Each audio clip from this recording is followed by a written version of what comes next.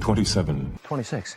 25 seconds. 24, 23, 22 seconds. 21 seconds. 22 seconds, 19, 18. 17 seconds. 16, 15 seconds. 14, 13 seconds. 12. 11. 10 seconds, 9, 8. 7. 6. what? Copy. 5 seconds. 3, 2, 1.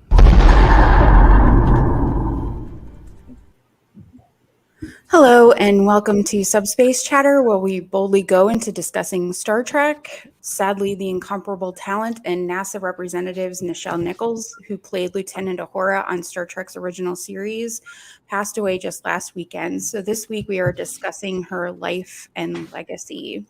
If we could go around and do some introductions. My name is Vanessa, and I host a YouTube channel called I Love Bad Star Trek.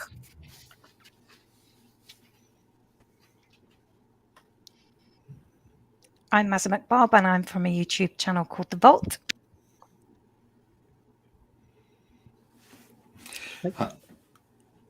Okay, I'm Sabrina Wood, and I am one of the co-hosts of the Sci-Fi Sisters on the Trek Geeks Network. Eve Zellick. I'm the director of the Starfleet Academy College of Music and on the USS Chinook. I'm Bob Vossler. I'm a longtime Star Trek fan, a longtime member of Starfleet, and host of the podcast Spaced Out. My name's Tavana, and I co-host with Mezemek Bob on a YouTube channel called The Vault, Star Trek fan and graphic novel artist for Star Trek fan fiction. I'm Scott, host of the Opinions No One Cares About channel on YouTube.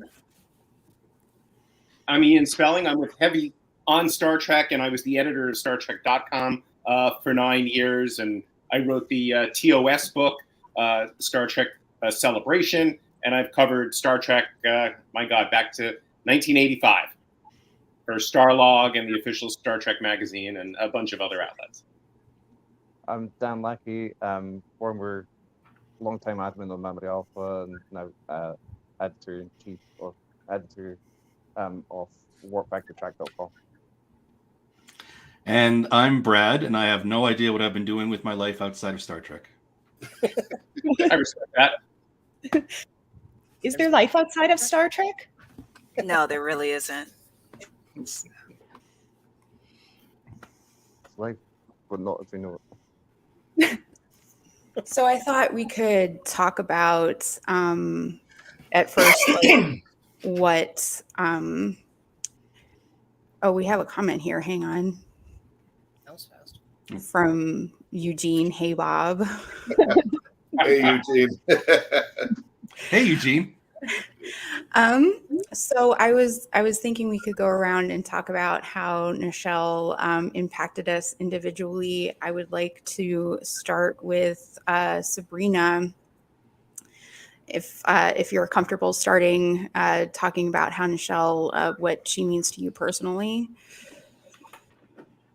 Yeah, sure. As I was saying on a few other shows now, I'm one of the OG Trekkies, so I did see this show in 1966 when it premiered, and Uhura was everything. You know, I was 10 years old, and it was a really big deal at that time because, there were some other Black characters on TV, but they were characters that I could easily identify with, that people, in my world could identify with, nurses, secretaries. But then here comes this woman that is a communications officer, and she's in space, and she's gorgeous, and this was really something different. And it was absolutely a big deal because at the time we were in the middle of the real space race, and it was very scary. And people were dying, things were happening, and we didn't know whether we were gonna make it or not. And this show really told us all that we were gonna come out on the other side, and it was gonna be okay. And the Black people were gonna be there too. So we were really, really, really affected by Uhura, me specifically, because I became a real science fanatic, all growing up because of that.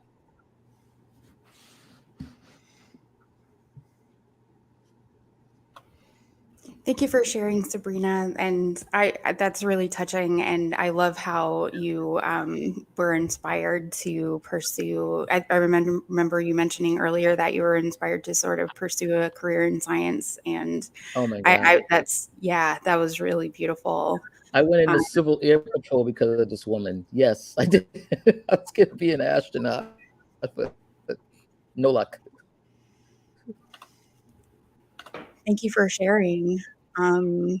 Savannah, if you would like to talk about how this person has impacted you and what you saw in Uhura and how she may have inspired you.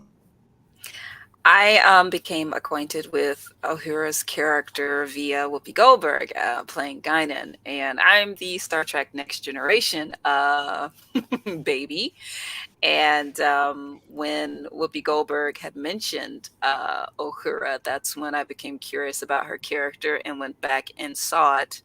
I grew up in the South in the United States, in South Carolina, and my mother personally was one of 6 children that got to go to school with whites in the South. And despite it not being my time, a lot of that generation's issues are inherited. And down south, with them being a bit, I only know the word in Norwegian, tilbakestående. In in the past, I got to see that when I saw Uhura's character and looking at the timestamp, I'm like, this is in the 60s. This is in the 60s. That was extremely motivating to me to see that even that far back, someone was already putting the flag in the ground and standing strong, and the wave of it pressing forward. The tidal wave she created with that little stomp she made to me was extremely inspiring, actually very, very moving. When you see something other than generational curses passed down. So yeah, it was beauty. Thank you so much, Savannah. That's really something. Thank you. Maza, how about you? Sorry to interrupt, but I think we should ask Ian because he'll have to go. Oh, I apologize. Ian. Actually, I can stick around till about 10 after 12 now, but sure, happy to go. I first met Nichelle, I guess it was 1985, on the set of The Voyage Home. It was the scene at Paramount in the water tank where they're standing outside the Klingon bird of prey on the edge and have to jump into the water. So I got a nice wet handshake from Nichelle there when I met all the cast. A publicist had brought me onto the set. Little did I know that I would spend a huge chunk of my life and career writing about Star Trek. And Nichelle and I were very friendly. I wouldn't say we were friends, but whenever I needed an interview, she would always chat. And I probably met her, I'm going to say 4, 5, maybe 6 times. I just wanted to share a fascinating anecdote. Cut to years later, she's had her stroke. She has recovered pretty well from it. I'm backstage at one of Creation's conventions in Las Vegas. And a woman comes up to me and she says, are you Ian Spelling? And I said, yeah, what's going on? She said, well, I'm here with Dr. Mae Jemison, and Dr. Jemison is here with Nichelle Nichols. And Nichelle thinks it's you, but she doesn't want to embarrass herself and be wrong. So she sent me. If you're Ian, would you come and talk to Nichelle? I said, of course. So I went over and I chatted with Nichelle. I had left her alone because I didn't want to bother her backstage. I think she was about to go on, if I'm not mistaken. And I figured I'd catch up with her later. But nope, she wanted to chat right then and there. So we hugged, we said hello, we caught up. How are you, darling? The whole thing. And I was absolutely amazed because, and I've made this joke to friends of mine discussing Nichelle's passing. I can't remember what I had for breakfast yesterday. Nichelle was in her mid-80s. She had recovered from a stroke. She had probably met me 4 or 5 or 6 times in her entire life. And we're backstage in a darkened space. And from across the room, she says, is that Ian Spelling? So, I mean, just that end of the equation was remarkable to me. And, the love in that room, there were 6,000 people there waiting to see Nichelle. It was one of the larger crowds in recent years. I mean, I know she had done conventions with 20,000 people in the past, but the energy that she brought to the room, the love that people had for her, it was amazing, especially in that particular environment, because that was 6,000 Star Trek fans who were paying for the privilege to be in that space with Nichelle. And so just the effect that she could have on people, she lit up a room when she walked into it, especially when she was on stage soaking up that love. You could see, even when she was older and a little more infirm, the energy that she got from the fans, she gave right back. It was absolutely amazing. So I was glad I got to know her the little teeny bit I did, and I was glad that wasn't the last time I talked to her, but it was the last time I saw her in person. And I was so glad it was such a wonderful, positive experience. She was great, and it made me want to read this again. Her memoir, which was wonderful.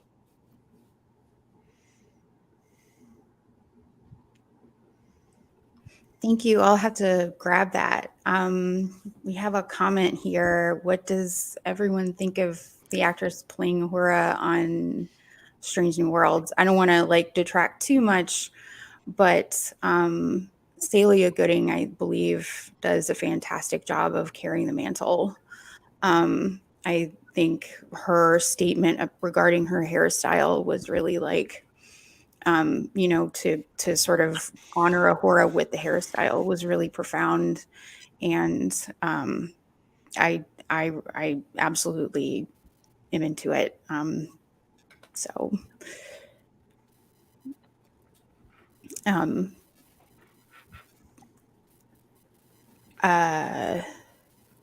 I think both she and Zoe Saldana, who plays Uhura in the Kelvin timeline films, like, you know, it's quite evident that both acknowledge the inspiration that Nichelle Nichols had been to them.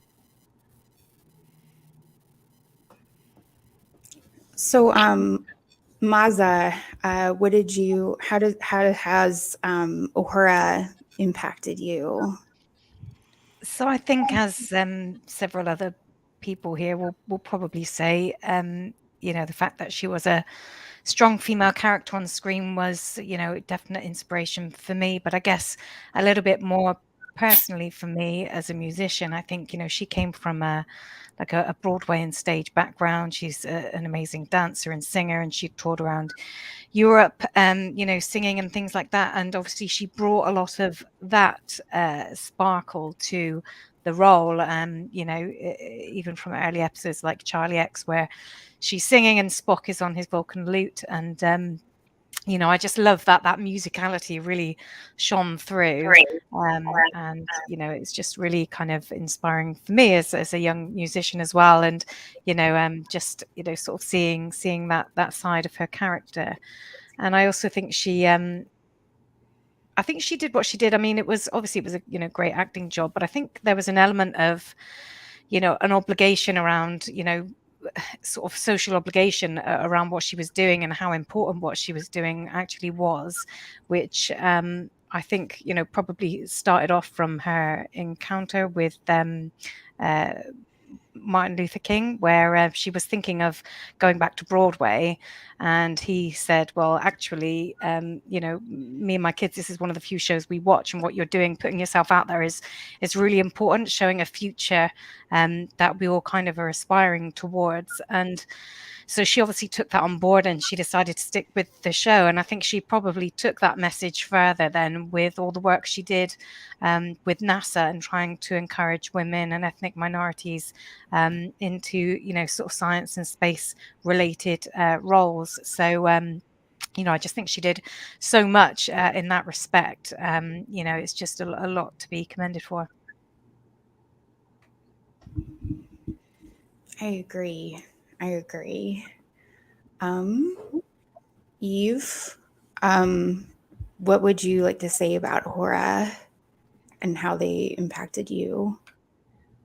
Okay, so in my case, like Sabrina, I did at one point dream of being an astronaut. I think a lot of us women here did, as well as some of the men, but particularly us women. of course, obviously, I have glasses and a few other things, so space was not going to happen. I ended up in university actually shortly after I became really heavy into Star Trek. And I was the only female in my class, and I had gone into IT because I thought if I can't go to space, maybe I can work on the technology to help people go to space. And being the only female in my class, I took a lot of flack from people, and I was ready to quit actually on the third day. And a friend came up to me and he goes, "You're a Star Trek fan." He's like, "And you know Nichelle Nichols, and you know the story about her wanting to, give up Star Trek and everything." He's like, "If she had given up Star Trek, would all the other things that she did have come to pass, like her work for NASA and, paving the way for more roles for women where we were equal to the men?" And I said, "Well, I guess not. I guess if I quit, then what am I doing?" And then another friend, this is just more to be funny, but another friend joked that me and my only friend in the class at the time reminded him of the scene where Uhura takes the con. I can't remember the episode, but she's just told to take the con, and she sits down next to Sulu, and he just kind of gives her like an appreciative smile. He knows she's got it under control. He knows she's capable. And so to see a woman who was treated equal to the men and nobody questioned her and her abilities, that was something that really pushed me to be, to stick it out. And it ended up working out for me. But somebody also joked that me and my friend looked like, or at least reminded him of that scene, because I was sitting there and I was sitting next to my friend. I was the only female. He was the only Indigenous student. So we made quite the pair just sitting there in a class of predominantly, Caucasian males. And we had both had the same thought. And so if it hadn't been for Uhura and her role, I would have kind of given up because I didn't have the confidence to think I could be on par with the men and keep up with the men. So, and I'm sorry if I'm rambling. It's okay. Thank you for sharing. Ian, like I, looking up Uhura and Nichelle's career, there's so many things that, really blow me away. The fact that she met Obama and Obama said that he had a crush on her, that like she has an asteroid named after her. What is your favorite thing about Nichelle that you would like to share? You know what? It's funny. I pulled it out. I had done an interview with George Takei, who told me an unbelievable story that I had not heard before. There's two sections to it. I'm just going to read the second section. He was talking about when he was shooting the original series, and he was gay, and he couldn't come out. It just wasn't the thing that was done at the time. And he told me a whole anecdote about Walter having his back, but then he got Shell. So let me just read this out loud. Takei, Nichols, Koenig, and Doohan toured together for a series of conventions called Fab Four. One time, inclement weather resulted in them landing in Pittsburgh, where they tracked down 2 rooms at a mostly sold-out hotel. The men drew straws to determine who'd share a room with Nichelle. Takei drew the short straw. Quote, "We arrived at the room with our separate luggage, and we each took a few draws," Takei recalls. "I said, 'Nichelle, you can have the bed. I'll sleep on the couch.' Nichelle said, 'Darling, I know who you are. I'm safe. Get in the bed.' So I shared a bed with Nichelle Nichols. In those days, we didn't talk about being gay because. Nichelle and Walter knew, but they cared about the repercussions on my career, and I've always appreciated that." And I had never heard that story before, and I just thought it was so cool that as much as Nichelle did publicly, supporting minority would-be astronauts, supporting women would-be astronauts, supporting all sorts of causes out there, and many of which we probably don't even know about, whatever donations she made, whatever time she spent doing things like Make-A-Wish or things like that are probably private. This was a private anecdote that I had never heard before, and it's a testament to her as a human being, because this is real stuff. I mean, if George had been outed back in the day, it would have been a serious problem. And especially imagine this now with people with cell phones and social media and all of that. The fact that he went to a room with Nichelle would have been news, or they would have thought, it was a beard situation or all that craziness. The bottom line was she had his back in the I'm guessing this is the 70s when they, or probably the 80s when they did this Fab Four tour, and I just thought that was lovely of her. I just thought that was the nicest, coolest thing that a person could do for another human being, for somebody who happens to be gay, for a friend. And if that's a legacy, that's a wonderful legacy. Wouldn't you guys agree? Absolutely. Thank you. Yes. Like, being protective of a friend and, against public scrutiny like that, especially when she herself faced so much scrutiny. That to me is the impact that I think Uhura had. The fact that, she was sort of a person who was an actress who took a role and enjoyed doing it, but, she wanted to move on, and to suddenly be put in the position of being a symbol of civil rights progress unwittingly, and sort of like being asked to sort of remain that at the behest of Martin Luther King. I just couldn't imagine like the kind of pressure that would have created for her. But she just did it and persisted and persevered, and I just find that extremely moving, along with the fact that she inspired so many people to enroll in STEM and see themselves in her. I love the fact that she, on a ship filled with men, was able to hold her own, and I just look up to her a lot. And I'm sorry if I'm choking up, but I just, when I found out that she was gone, it really was a punch in the gut. But yeah, I'm just very touched by, and honestly, Star Trek just simply wouldn't be what it is without her. It just simply no wouldn't. doubt. Yeah. There's other folks that are special, but I think Nichelle is the face of Star Trek, honestly. So it's a big loss. I think too, like going back to the whole story with George and Nichelle sharing a room, I think too, all of us at this point probably have been in the position too where we could have either outed somebody or protected them like she did. So that's still something that's extremely relevant today. And Totally. yeah, because I mean, I look back at the 60s Star Trek, and to me, being a kid of the 90s, it was very obvious that George Takei was homosexual to me. Like, it was just really obvious, but maybe for the times it wasn't. And I always wondered about that. So hearing the story about them sharing a bed is kind of interesting, because I always wondered like how it went down with the crew, because I know he did run into some trouble, and I know they were close. So, well, also originally, I think George Takei had to share a room with James Doohan.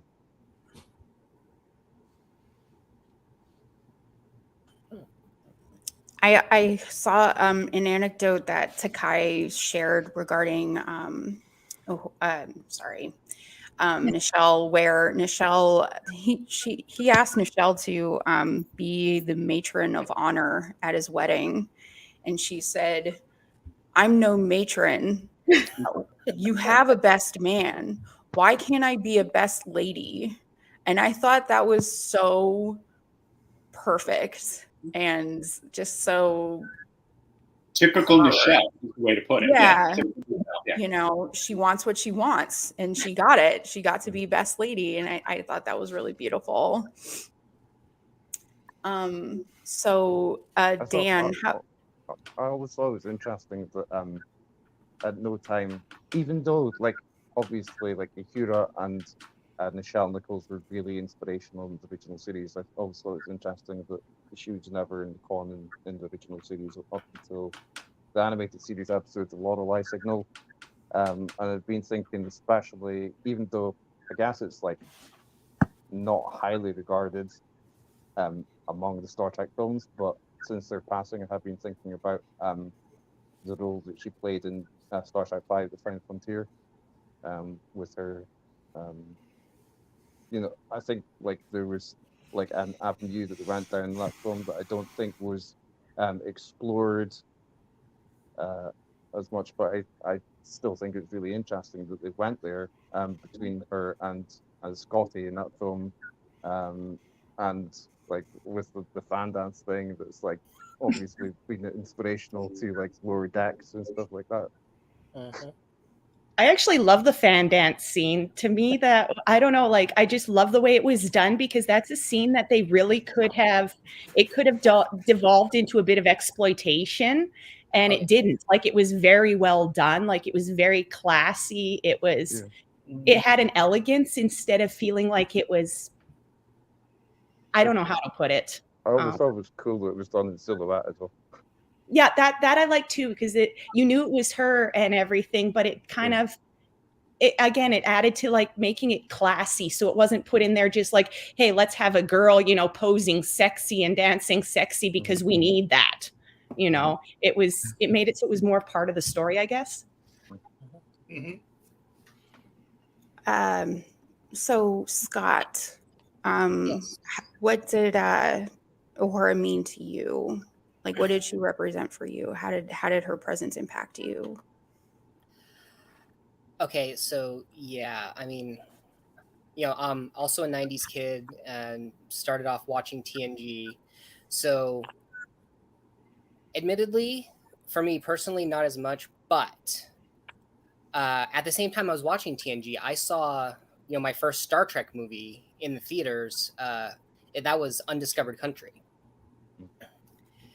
And, just getting to think about it, the entire thing was kind of saved because of Uhura. Because if you think about it at the end, when Chang's ship is knocking the Enterprise right and left, and they don't know what they're going to do, and this suggestion comes from the comms officer of all people. Wait a minute, we can track like their emissions, can't we? That's like presumably out of her wheelhouse, but she's got the intelligence to come up with alternative solutions, and that basically means that everything that happened from that point forward, Chang was destroyed, war between the Federation and the Klingon Empire was prevented.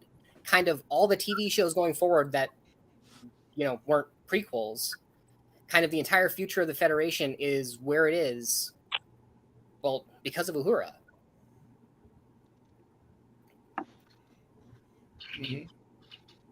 Agreed. I think they're like, even the first episode of Star Trek, the one that they went with, the man trap, which is not a good episode, which is something that I've covered. Uhura's charm and Nichelle's presence like makes it watchable, because she has a scene with Spock, and it's not the most important thing ever, but it's just Nichelle's charm and just the way she fills the frame. It's just like this breath of fresh air, this nice thing that puts you at ease in the middle of an episode that I'd rather not watch again. And guys, it was Balance of Terror. That was the episode with Uhura in the front that we were trying to remember. Oh, okay. Balance of Terror. Oh, okay, yeah, I'm bad with the titles. I can remember, like, you can give me a plot line, and I can tell you, oh, I know which episode that is, but I can never remember the titles. Oh, I don't remember it. I looked it up while we were talking. I'm bad with titles as well. Thank you, Ian. No worries. Regarding the scene in the man trap, I've been thinking recently, like, that particular scene between Uhura and Spock like ends in a comical beat, which I was thinking, like, comedy is not necessarily the easiest thing to pull off, especially if you're like so new to your character. Yeah, I think she did.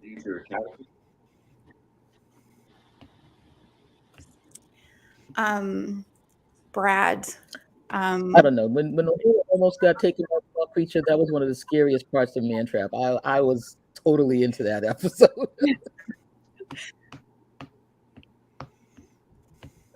Come on. It's the last part for me when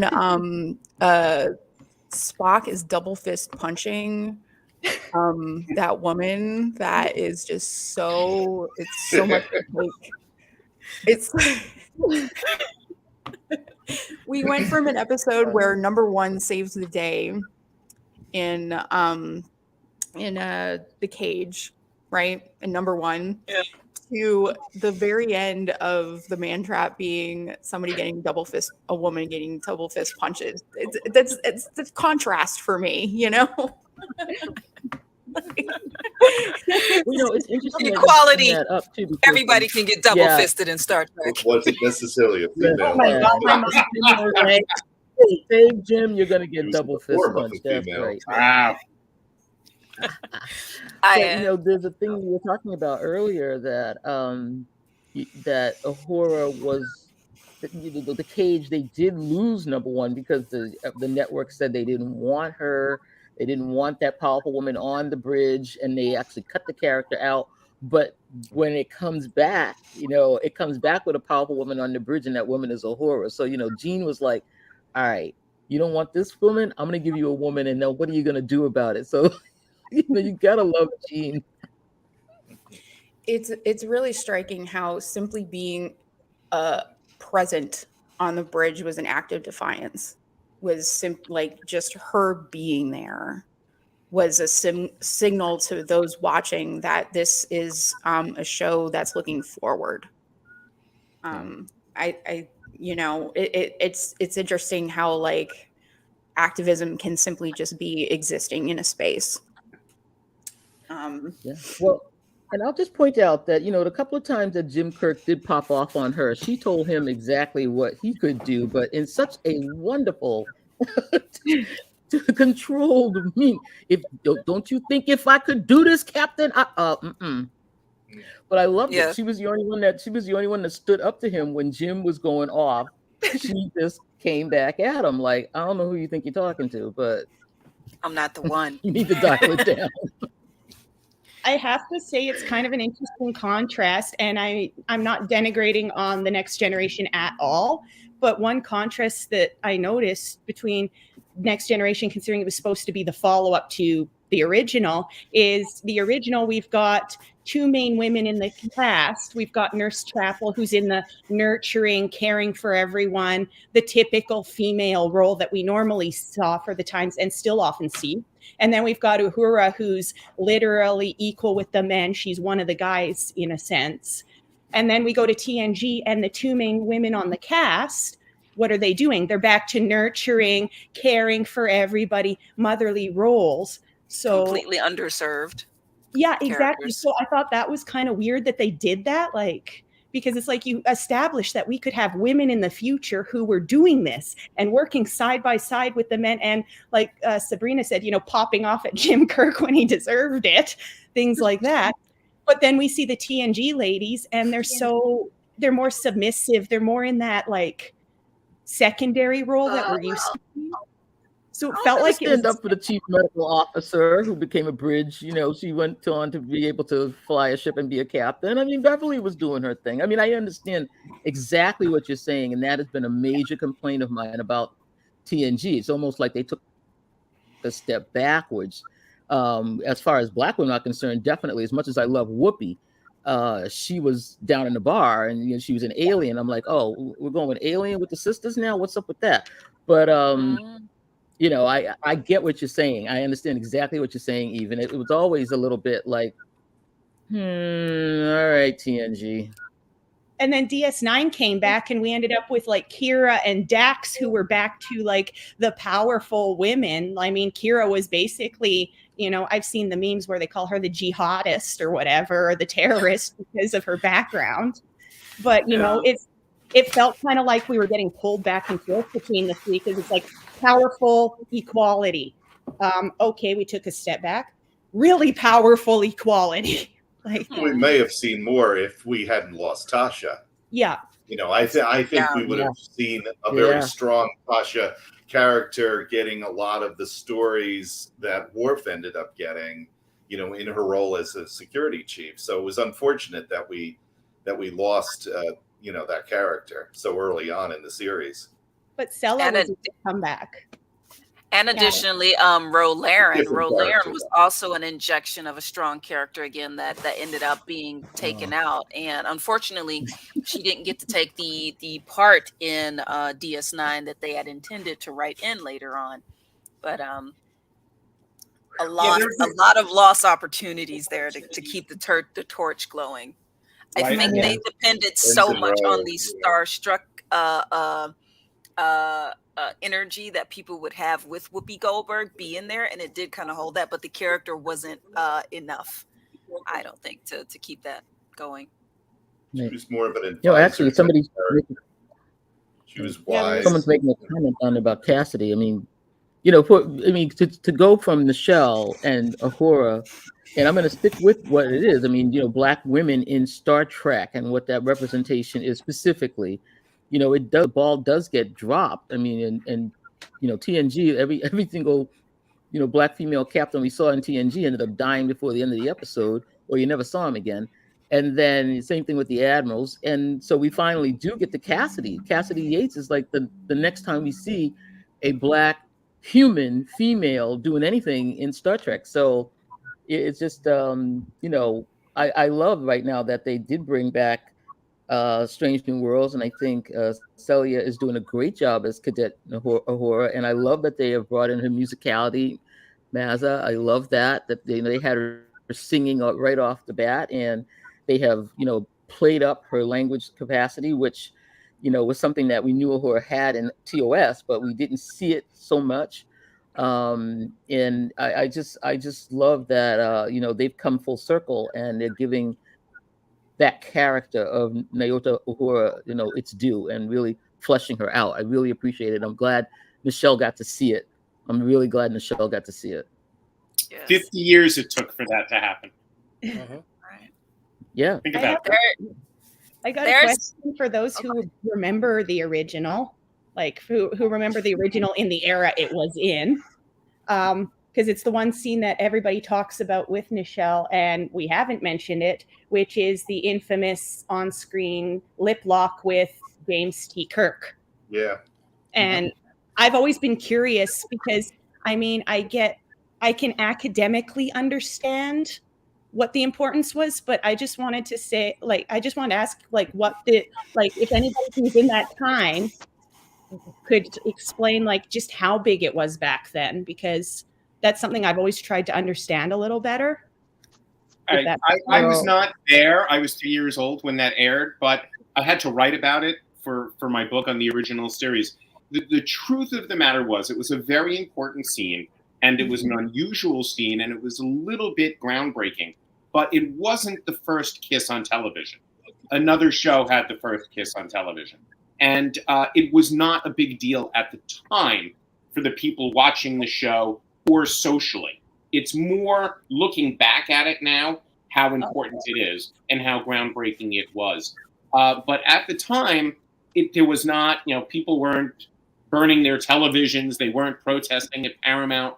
There was nothing crazy about it, either in protest or in, wow, look how groundbreaking this was, is my understanding of it. And then, of course, you also have the debating versions of the kiss itself from everybody involved. I mean, Nichelle had one story about, Bill Shatner trying to lean in and do this, and the way the scene was cut.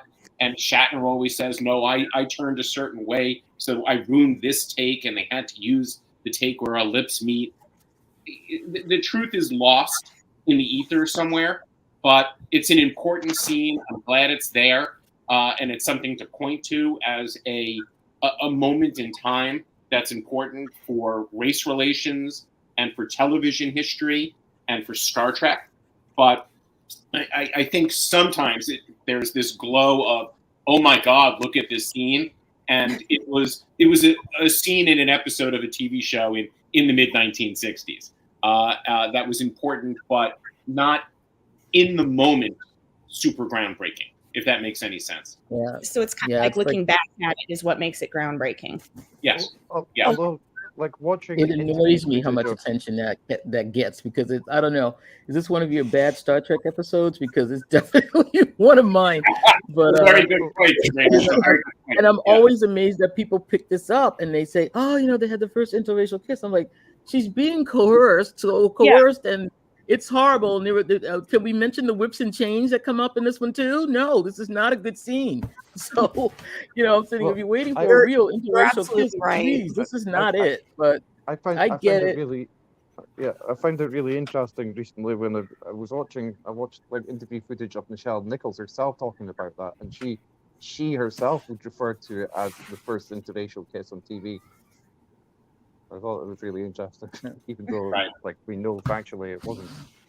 And I think if you watch the scene, there's a she says in that scene, "I'm not afraid," and I think she was really talking to the screen when she said that. I really, every time I see it, I think she's really saying to everybody, like, "Yeah, I'm gonna do this, and Yeah. I'm not afraid. Go ahead, come at me." Brad, were you trying to say something? I think I saw your mouth move, and then we all started talking. Well, I think we're all touching on many aspects of what TOS and Roddenberry's initial vision and how it came to fruition, or rather how it developed into something bigger than the original idea and the universe that it spawned. It started off as being, telling good stories that were inspirational and relevant to the time period. It's become aspirational in how it created this vision of the future where people were more together than they were apart. It became something that has spawned so many wonderful characters telling so many wonderful stories, and it's like it created a constellation of stars, that we could look up to in the night sky and see, point out so many wonderful things, so many aspects of each series that's come from it. And it all began with that original vision. And as I was saying prior to the live portion of this, I discovered I was presented with Star Trek in syndication in the 1970s. So for me, it was something that I fell in love with sci-fi, of course, at an early age. But for me, the characters that were presented, I didn't have any of the other cultural stuff that was existing. So for me, it was just presentation of characters that were strong and powerful. And I mean, who didn't have a crush on Uhura, when they were a teenage boy? I mean, come on, she was a beautiful woman. Hey, this girl had a crush too. There you go. Everybody was crushing on Uhura. I can only speak for myself and from the perspective of my gender. So she was a beautiful person, but what was, it wasn't just her beauty, but it was her strength. And anyone who knows me in any of our conversations for any episodes, whatever we've been talking about, I'm a big fan of actors doing what is required of them in the moments to communicate the bigger story. And some actors, we've seen them, guest actors, they take liberties, they overemphasize or hyper dramatize something. They want to express their acting chops.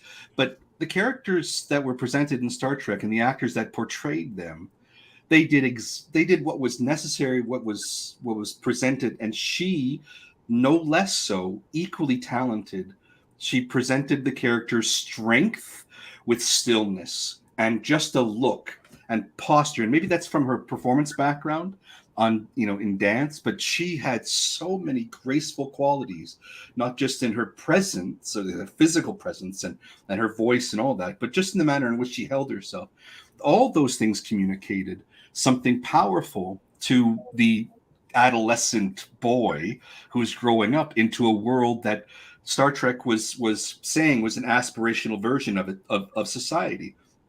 So for me, I didn't think anything of it, the having a woman of color in that position, or a man of different ethnical background, right, sitting at the helm, or a Vulcan, an alien. So I was just like, yep, okay, this is great. This is how it should be. And I really valued Star Trek for what it presented to me as a boy growing up. And no less so, I felt the loss of Nichelle the same way that I felt the loss of Nimoy and the loss of all the other wonderful actors, over the years, because it was part of my childhood and was a formative part. I really found what she presented, and all of you have seen something else based on your own backgrounds and your own histories, but I just thought I'd share that from my perspective. Thank you, It's really Brad. beautiful. Thank you. I had, I guess, another part that I thought was wonderful about not just Nichelle Nichols, but also her part in the world in which she was functioning in at that time. And I'm a bit of a tomboy, but I'm also, a very passionate person. And when we were growing up, I got into the U.S. Air Force, and I served there for 8 years. And there was always this constant stress to be considered equal with the males and whatnot. And of course, I would strive to be a little bit better, so it couldn't be said that the strongest woman was the same as the weakest man in the military. And I remember I was in college for as a cadet towards my officership, and I decided to go to a historically Black college, and we went through the history of a lot of the Black exploitation back then and a lot of the degradation that Blacks were put through.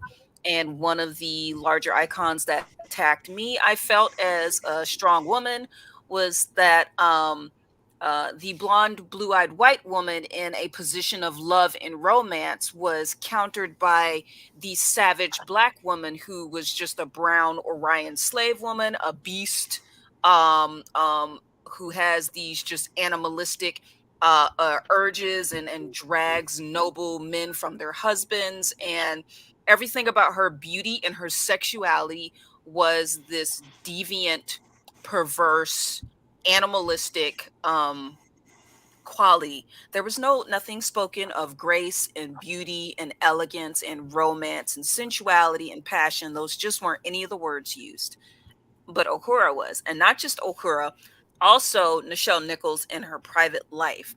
And what I think is impressive about her is in that time period, for you to pull off that level of sensuality and sexuality and grace and not be deemed as a Jezebel or whatnot was, I think, top class. I don't think anybody, I struggle to find any other female of that time period, a Black woman who was able to do that. And it blew me away because in the show, she's got the sexy, provocative outfits. I thought she was even more sexier than the yeoman that everyone was carrying on about. She was unapologetically beautiful in her grace and whatnot. She was well spoken, but it wasn't over the top as if she was trying to make up for the fact that she was set back because she was Black. So you got to be over the top to be considered normal. Yeah. To justify your place. In her private life, she was very autistic. And later on, she came out, she's like, I was in a romantic relationship with Gene Roddenberry. And this was simultaneously while he was in a relationship with Majel Barrett while being married to his wife. Or at least that's what she said in her interview. I'm just going off with her interview, and she was speaking about a situation where she was supposed to, she was in love with Gene, but she knew that she wasn't going to be with him.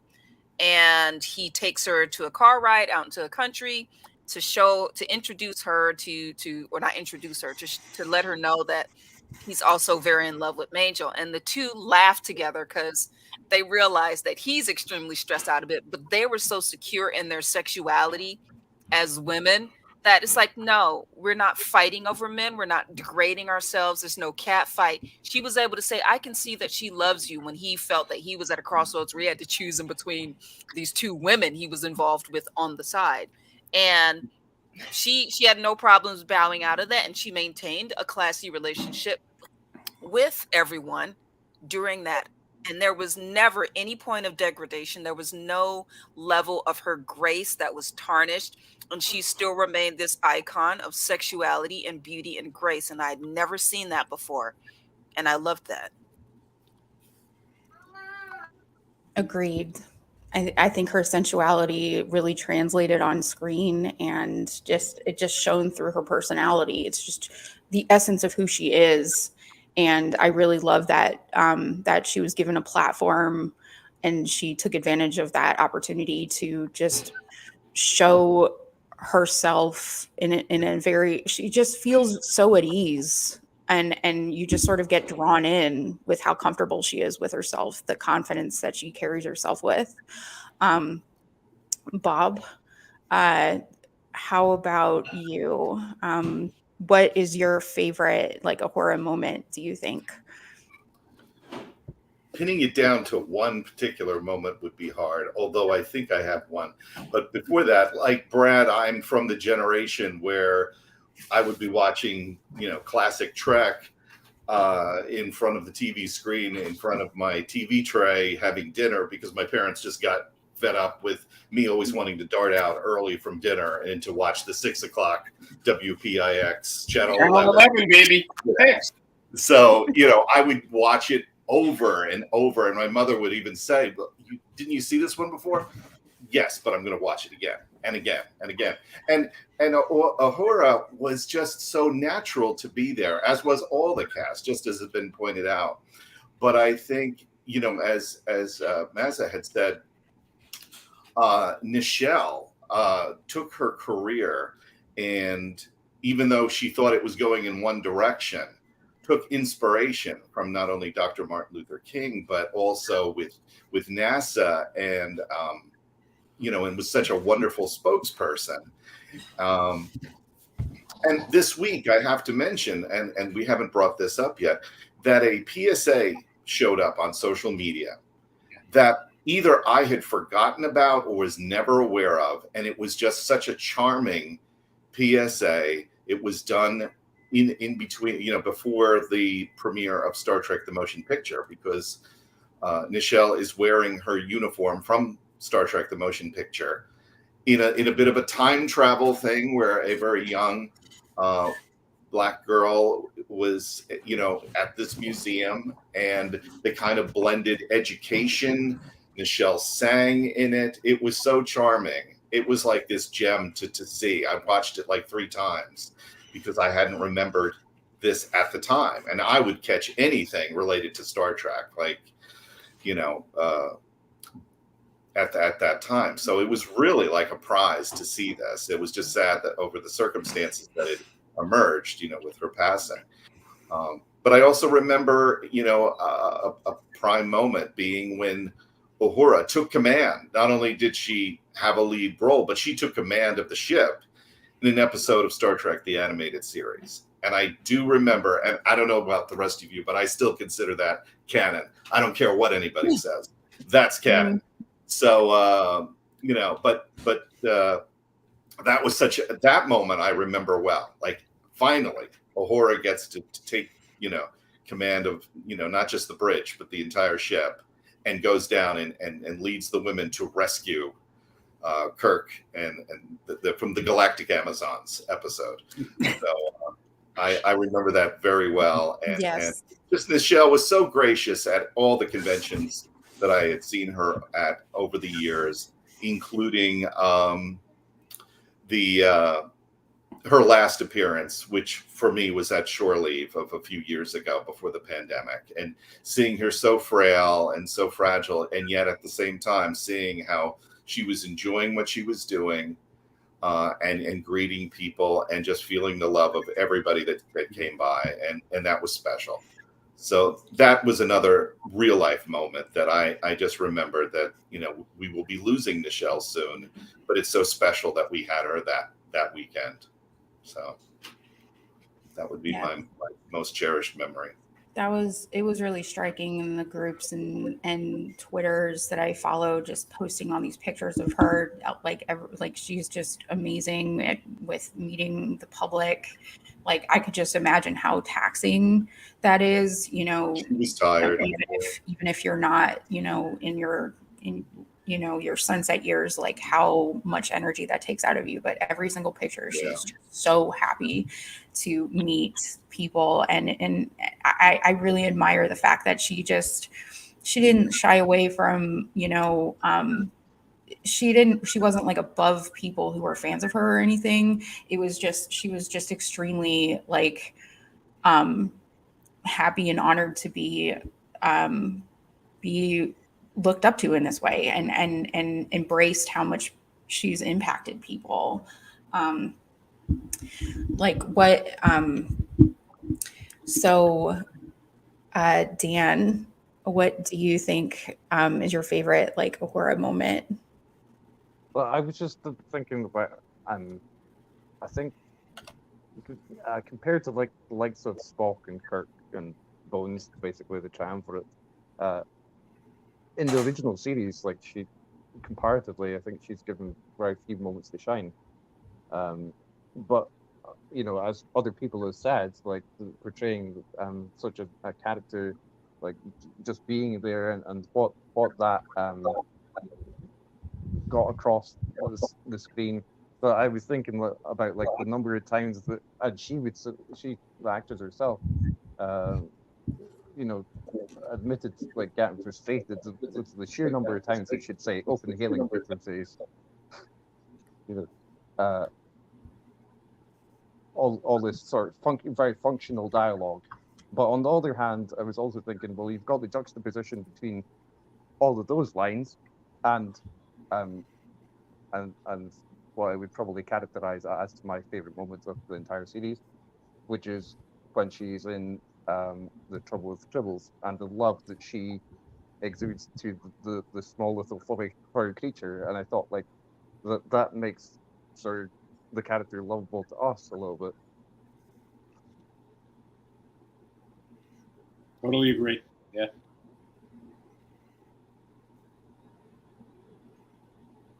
I think they gave her some really wonderful in the movies. Yeah. They gave her these beautiful moments where they could show her the character that wasn't just like strong and powerful, but playful and witty. And we talked about the thing's got to have a tailpipe, right? That moment, right? That's a beautiful. That's a classic. Like, you guys are way too close to this. You're seeing it way too close. Step back. View it a little bit wider, right? Like the scene with the shoe. Right. Or I was thinking about the one where she's like, I'll have Mr. Adventure eating out of my hand in no time. Right. Yeah. So she was given opportunities, as were other characters, right? The other actors given opportunities to kind of round out their characters a little bit more from the original series, right? So that was almost a gift to the fans, to be able to see these characters in a little bit more of expansive kind of qualities. And Uhura was, again, she's iconic because of what she represented to everyone who's spoken today, and everyone else in the fandom. She's iconic because of the opportunities that were given to her by the actress was iconic, right? Because what she portrayed. She was given the opportunity to do so by Roddenberry, who had a vision of what he wanted to be able to tell. And then because of that synergy, and with all the other actors as well, right? Everything had to fit together. That's why the original casting didn't work, because the powers that be at the time in that era couldn't see, right? Couldn't agree with the vision that was being presented. So Roddenberry reworked it. And I would even go so far as to say that it was the reworking of it that allowed him to paint it in a different way, that allowed the series to become iconic, right? And spawn the universe that we're all still watching and talking about today. Before we run out of time, guys, I just want to throw something out there that beyond Star Trek, Nichelle actually had some very interesting roles. And if there's people out there who haven't seen some of her other work, I mean, Truck Turner was a blaxploitation film that she went all out in, and she was really pretty good in it. She was great as the grandmother on Heroes in several episodes. Mm-hmm. She was wonderful in Snow Dogs, which I was in the 2000s. She was terrific in a very couple of episodes, touching role where she was on The Young and the Restless. After her stroke, mind you, And but the most important one, if anybody's watching this and has never seen the role that helped her get Star Trek, it was an episode of The Lieutenant called "Set It Right," which actually also had Gary Lockwood from Star Trek in it. Roddenberry wrote and produced that episode, and that's how he became familiar with her. Her performance in that is superlative, and if you've never seen it, it really gives you the through line of, it's literally a piece of history in terms of this is how this actress got Star Trek, and it was because of the strength of. I don't think she ever had quite as strong a moment in the original series as she did in that one episode of The Lieutenant. But that's what got her the job. And Brad, to your point, all the nicer moments that she was actually given in the animated show and in the features, it's a full circle. I highly, if you've never seen it, find this episode, Set It Right, of The Lieutenant. Sorry, I just wanted to throw that in there. Yeah, very good. Off the air with so strong.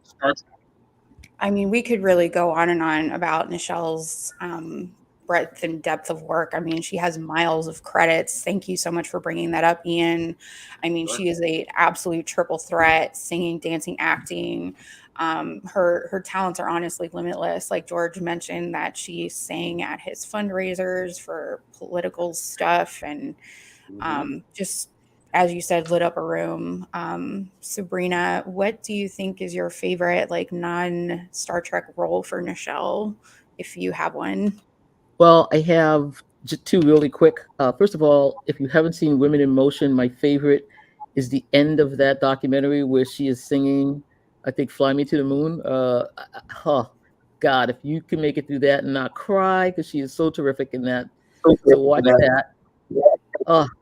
And then I met her at that Shore Leave convention, Bob. I was at that same one, and we had just kicked off the Sci-Fi Sisters, and we went up to meet her, and we were just, as we said, don't want to take too much time, but she saw us, and we were holding a picture of her from the motion picture, which she has her natural hair, and she was so touched that she wanted us to sit and talk to her, and we have a picture of us, kicking off the Sci-Fi Sisters. We've got our disco shirts on, and she was totally jazzed. We gave her the picture, and she said it was her favorite picture. And it was funny that George Takei later mentioned that she always wanted to wear her natural hair in TOS, but was never allowed to. So she took that picture from us, and we have a picture of all three of us giving it to her and just laughing. And that was my favorite moment with her. She was so sweet to us that day. Want to see a cool thing? You guys ever see her cover of Ebony magazine? I have that magazine. Yes, yeah. She autographed it for me. It's one of my favorite keepsakes. Oh, nice. She was so happy when I showed it to her. She, of course, had seen it a million times, but she's like, "Do you want me to autograph it?" And I'm like, "Yes, of course." She's like, "Sure." I would have died. Those are the pictures that made the young adolescent teen boy, right? The fall in love. With her as a character, beautiful and graceful and just so wonderful. Sweet. Regarding the history of Uhura, I've been thinking, like, we've talked about like her appearances in the movies, but then I also was thinking like what we've had since then, and like a scene was written for. Well, she was written initially into the start of Star Trek Generations, and a scene was written for her in Voyager episode Flashback. And none of those were filmed or came to fruition. But most recently, we've had Uhura in an episode of Star Trek Prodigy, which I was thinking, like, basically, like, thanks to the use of animation, like archive sort of lines were taken for that character, and I guess like since it's the same company and everything, like it's no copyright breach or anything, so it's like the potential's there for that to happen down the future, that Uhura may appear in animated form again, like reusing the lines perhaps. It would be kind of nice, just like Majel Barrett's voice is the computer. Yeah. Right. I love that episode of Prodigy when they call it earpiece.